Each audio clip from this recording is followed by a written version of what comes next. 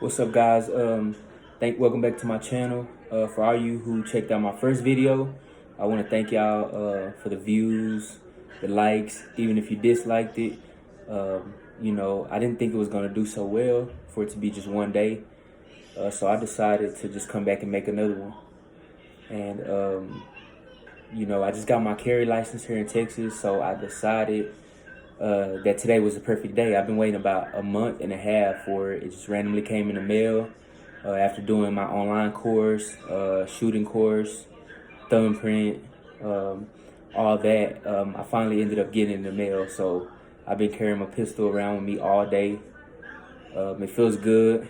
I have been checking the 3006, 3007 signs just to make sure, I'm okay to go in certain places with it. But today I was going to talk about what it feels like to be shot. Now, a lot of people have never, been in an actual shooting, shootout, shooting encounter, whatever you want to call it. This happened to me a year ago, February 19th, 2020 to be exact. Now, keep in mind, this was at the height of the coronavirus pandemic. So this was fairly new. I started to walk in the stores. I started to see people with masks on. This was a fairly new thing. And the lockdowns hadn't really happened at this point. I was working for the company Dr. Pepper right now. And I actually just put in my 2-week notice. I just left Dr. Pepper a couple of days ago. I'm going to go into paint and body. But so what happened was it was a normal day. And I'm chilling, relaxing with my girlfriend. My kids, I have 2 kids. They were on their way to my mom's house. She was gonna watch them, and me and my girlfriend were gonna have a night out. That's what happened. I talked to my mom like, hey, can you watch the kids? She agreed. Yeah, I'll watch the kids for you. So it's around 9 o'clock. We're on our way to, we're almost ready to go drop off the kids. And my son, his cousin was there, and his other little cousin was there. So there was a group of them. They're all like around 10 to 12, little kids. There's 4 of them, and they had a friend from the apartments that we lived in that was, hanging out with them. So it's about 5 little kids, they're just hanging out on the porch, just kind of running around doing their little thing. All of a sudden, they come to my door, and boom, boom, boom, boom, boom, boom, boom, boom. And I'm in the room, my girl's getting ready. We're finna get ready to go out. Me and her gonna have a night just for me and her. My mom's gonna watch the kids. So I heard boom, boom, boom, boom, boom. Somebody knocking frantically on the door. I go look. I'm like, what's going on? What's going on? And so my son's like, hey, there's somebody in the back of the apartments with a gun. He got a big gun. He described it as possibly AK-47, shotgun, or AR-15. I'm not really sure.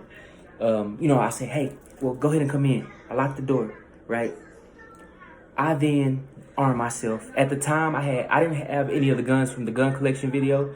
I had 2 other guns. I had a Sky CPX2, and I had a Taurus. I think the second version. I don't remember the name of it. The Taurus was brand new. I had never shot it. I did shoot the Sky a couple times at the range. So, I'm kind of like, okay, just stay inside. They're probably minding their own business. You know what I mean? I did look out the window. I didn't really see any activity going on. So, I kind of just didn't really think about it. Next thing you know, another knock is on the door. It's my son's friend. He says, hey, those guys are gone. They drove off. Can Damien come back outside? It was a big mistake me letting him go back outside. I said, well, y'all could sit on the porch. You know what I mean? I opened the blinds. I let them sit right on the porch. I told them they couldn't go nowhere because we were about to get ready to leave in the next 5 to 10 minutes to take them to my mom's house. So they go outside. The door is unlocked. They're on the porch. I go back to the room. My girl's putting on her last little touches of makeup or whatever, And next thing I know, I heard a voice in my room saying, where the little dude at? Where the little dude at? And I'm like, I get alarmed. I already had the pistols in my pocket. I put both of them in my pocket. And I go out of my room. There's a Hispanic dude. It's 2 of them. I never seen these dudes in my life. Once I come out the room, they're in my house. They're standing in front of my door. They're in my living room. The door was unlocked because I let my son go outside to play, right? And so from that point, he's like, where the little dude at? Where the little dude at? And I'm like, what little dude are you talking about? At first I thought he was talking about my son. He obviously wasn't, because he bypassed my son and came inside the house. My son was on the porch. And so I'm like, you know, what are you talking about? What are you talking about? He's like, where the little dude at? Where the little dude at? I guess he followed my son into my house or whatever. I don't know if he was on something or whatever. You know, I know you shouldn't pull your firearm while someone else has to draw on you. At the time, I was just so scared. He had the gun up to my face, and it was basically like a, you know, he didn't aim it, but he had it like kind of just, you know, trying to intimidate me with it or something, you know. So I just was like, I don't know what you're talking about. I don't know what you're talking about. And I just drew mine quick. So it was just like I just did it. I drew my firearm. As soon as I drew it, I put it straight on target. Boom. Got the first shot off. I hit him in his neck. He then returned fire on me. So I'm going boom, boom, boom around my third shot. I started to feel the shots come back. It's just like boom, boom, boom, coming real fast. So I kind of go back into my room, because keep in mind, I'm in the doorway of my room. He's in my entranceway in my living room where the door is at. These are apartments, not that big, you know. So I'm shooting. He's shooting back at me. You know, he probably shot about 8 shots. I shot about 8 shots. I'm kind of shooting from around the door, and he's shooting into my door. You know what I mean? So yeah, this is where I got hit, right in my chest. You can see that. I also got hit here. That's a bullet wound. And then I also got hit here. You can see it right there. Yeah. So I took 3. He took 1. Again, he had to drop on me. Now I know better. But yeah, so I see him holding his neck. You know, he got me in a pretty crucial spot as well. But I didn't feel it at the time, you know. I didn't really feel it. I'm just like, I was finna go back out and, you know, attempt to maybe just keep shooting, because I had a second gun. I had already emptied out my first one. I only had 8 bullets in it. So I then dropped that one on my bed. I pulled out my other one. I've never shot it before, but I just so happened to need it. Crazy, right? So it had a laser on it. I turned the laser on. I proceed to go back out. As soon as I go back out, they're gone. So I start to feel my chest a little wet. I start to feel the breathing. I'm like, but I don't really realize I'm shot at this time. But you know, it's just like, it just happened. Like I just feel it, like, you know. So I get and there I go. I know I'm bleeding. I feel a hole in me. My arm is disabled. At first I couldn't tell, but now I'm starting to feel like it's stiff. It's just like it doesn't want to go like this. It doesn't want to do normal function. So, you know, I get on the phone. Of course, you know, I'm scared at this time, because once you realize you're shot, the panic seeps in, like, oh, I'm shot. Then it seemed like it got harder to breathe, like, kind of like that. So I called the police, you know. They came pretty quick, 5 to 10 minutes. They were there. Basically, they said, you know, get a towel, wrap it around the wound, try to keep myself from bleeding. Just hold the blood in tight. Hold it against my chest to block the hole. Wrap something around my arm. Wait till the ambulance got there. 5 to 10 minutes they got there. And they're like, and keep in mind, I've been on the phone with them the whole time. I've been standing up. I never sat down. I never fell or anything like that. When they got there, they're like, hey, can you walk down the stairs?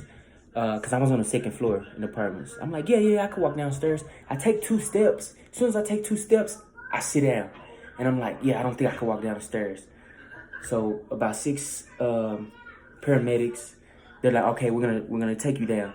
So they all grab me, pull me down. You know, they take me, put me on a stretcher. Boom, I'm on my way to the hospital. Everything seems like a movie. I just see everything, you know. I just see everything, you know, like not really, you know. So I get in the ambulance. There's a police officer in the ambulance, and a paramedic is also there. Police officer says, "Hey, so what happened? Who shot you?" I said, "I don't know." And he said, "No, we're not gonna play this game. Give me a name." And I'm like, "I don't know." Like, keep in mind, this was a random stranger. I just so happened to. He's like, "Yeah, I find it hard to believe that, you know, you were just so ready for him to come in." And keep in mind, like I said, my son had already kind of pre-warned me about some guys outside with guns, so I was a little prepared, you know. And the grace of God and the grace of my son, like, you know, that I was a little prepared, you know. So I'm like, yeah, I have no idea. He's like, no, we're not gonna play this game. I need some names, and I need them now. And I'm just like, look, man, I don't know who shot me, man. And he's like, all right. He's like, okay. He seemed to be a little frustrated, but you know, he probably ain't trying to just, you know, do too much because he realized I'm just kind of like in pain. They put me on a breathing machine. I was okay, you know. Once I got to the hospital, maybe an hour or two later, you know, they said I was internally bleeding, so they cut 2 slices right here. They put some tubes in my side to drain the blood out. And that's when the detective came in. He asked me, hey, what happened?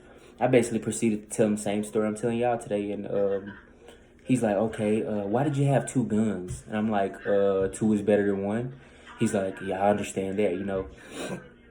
Basically what I'm trying to say, they didn't treat me much like a victim. They treated me like I had to have had something to do with some type of crime. Keep in mind, I've always had a job. I've always worked for everything. I ain't been involved in no criminal organizations or nothing. So, you know, only thing I've been arrested for is marijuana possession. That's it. That's for some weed I had, you know. But I was 18 years old. You know what I'm saying? I'm a lot older now. Almost 10 years ago. So, yeah. So, you know, they're trying to make me out to be this person that I'm not.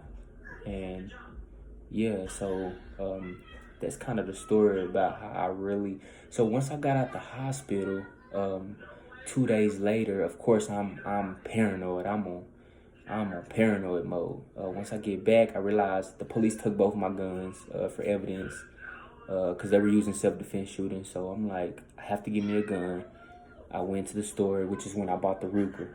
That's the Ruger that's in my first video. And if you haven't checked out the first video, go and check out the first video because this video leads to the collection I have. I started to become obsessed with guns and protecting myself because I always think back to that day, like, had I not had a gun, dude basically could have made me do anything and my whole family would have just been in trouble.